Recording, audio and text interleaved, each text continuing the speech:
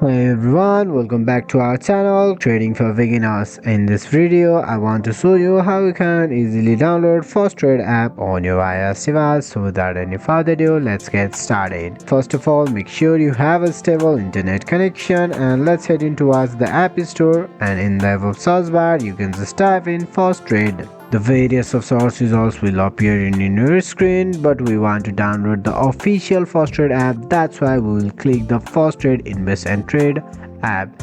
Just remember the logo and tap the gate to start the download process. It will open a prompt, verify your identity either with the Touch ID or the Face ID, and it will begin the download process. You can track the progress of download in the progress bar right there, and it may take few minutes to get downloaded. It has been downloaded for now. Let's click on open to explore the app. You can open an account if you have not yet. If you have already, you can just log in. That's it for today guys. Hopefully this video helped you to download the FastTrade app on your iOS device. We will bring more of this type of content in upcoming days, so make sure to hit the like button. Also do not forget to subscribe our channel and set the bell icon to all. Feedbacks and queries are truly appreciated in the comment section. I'll see you guys again in our next video. Have a nice day.